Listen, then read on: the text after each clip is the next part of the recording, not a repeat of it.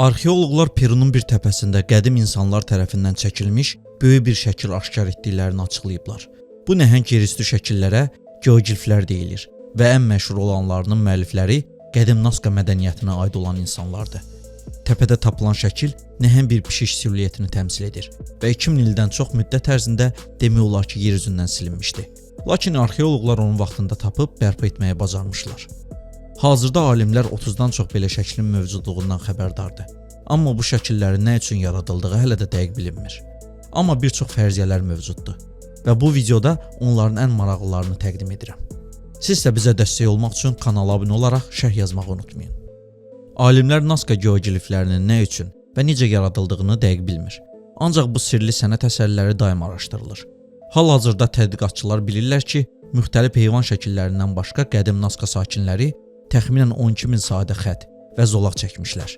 Həmçinin təxminən 700 geometrik fiqur, üçbucaq, trapez və spirallar tapılmışdı. Bu şəkillərin yaxşı saxlanmasının səbəbi həmin bölgənin quraq iqlim olmasıdır. Əgər bu ərazidə tez-tez güclü yağışlar yağardısa, şəkillərin konturları sürətlə silinə bilərdi. Nazca geogliflərinin məqsədi hələ də müxtəlif alimlər tərəfindən mübahisə mövzusu olmuşdu. Lakin heç bir fərziyyə elmi cəhətdən sübuta yetirilməyib. Bəziləri bu şəkillərin yad planetlərə aid olduğunu düşünür. Digərləri isə bunların insanlara kosmosu öyrənmək üçün lazım olduğunu iddia edirlər. Hər bir nəzəriyyənin öz tərəfdarları var və çoxları öz mövqelərində qalır. Hər bir versiya özünə məxsus maraqlıdır və bunlardan biri şübhəsiz ki, doğrudur. Gəlin nəzər salaq. Yad planetlərin izləri. Ən qeyri-adi və maraqlı nəzəriyyə İsveçrəli yazıçı Erich von van Dicke'nin təklif etdiyi paleontoloji əlaqələr nəzəriyyəsidir. Bu nəzəriyyəyə görə qədim zamanlarda yer üzünü yad planetli varlıqlar ziyarət edib. Yazıçı Nazca çölünün sirli rəsmləri adlı kitabında uzun zaman əvvəl yad planetlərin yerə gəldiyini irəli sürür. Onun fikrincə geometriyalar kosmik gəmi mühərrikləri tərəfindən qoyulmuşdu. Qədim insanlar bunu görmüş və göy tanrılarını yenidən çağırmaq üçün heyvan şəkilləri çəkməyə başlamışlar. Maraqlı görünür və əgər bu belədirsə, bu həqiqətən böyük bir şok olardı. Lakin Nazca geoglifləri heç də kosmik gəmi izlərinə bənzəmir. Kosmik observatoriya. Daha məntiqli bir nəzəriyyə Amerikalı arxeoloq Paul Kosak tərəfindən təklif edilən nəzəriyyədir. Kosak uçuş zamanı Nazca şəkillərini ilk dəfə görən şəxsdir. O qədim insanların bu nəhəng şəkillərlə göy cisimlərinin mövqeyini göstərdiklərini irəli sürür. Yəni bir vaxtlar Nazca düzü bir növ kosmik observatoriya olub. Bəzi qədim mədəniyyətlərin elmi baxımdan çox inkişaf etmiş olması bu nəzəriyyəni çox real edir. Digər alimlər də buna bənzər fərziyyələr irəli sürür. Göy cisimlərinin xəritəsi.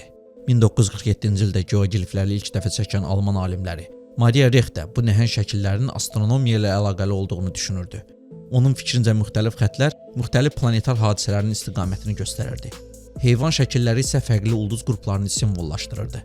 Məsələn, hörümçək şəklinin Orion ulduzu qrupunun simvolu olduğunu, meymun fiqurunun isə böyük Aypara ulduzunun simvolu olduğunu irəli sürmüşdü. Digər nəzəriyyələr. Göründüyü kimi ən məşhur nəzəriyyələrdən çoxu geogliflərin kosmosla əlaqəli olduğunu göstərir.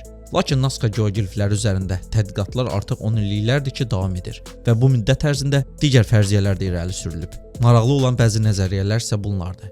Professor Anthony Evany geogliflərin yerin altında gizli su axınlarını göstərdiyini və qədim insanların böyük mərasimlər üçün rəqs etdiklərini irəli sürmüşdü. Professor Gelan Svirman bu şəkillərin müxtəlif qəbilələrin ərazilərini göstərdiyini düşünür. Nazca düzündə bir neçə insan qrupu yaşayırdı. Onlar ərazilərini bu şəkillərlə işarələyə bilərlər. George von Brink isə Nazca düzü ilə bağlı başqa bir nəzəriyyə irəli sürmüşdü. Onun fikrincə Nazca düzü Olimpiya oyunları kimi idman yarışlarının keçirildiyi bir yer olub və xəttlər idmançılara hansı istiqamətdə qaçmaları barədə məlumat verirdi. Göründüyü kimi çox sayda fərqli nəzəriyyə mövcuddur. Hansının sizə görə həqiqəti əks etdirdiyini şərh bölməsində qeyd edə bilərsiniz. Növbəti videonun sonu. İzlədiyiniz üçün təşəkkürlər.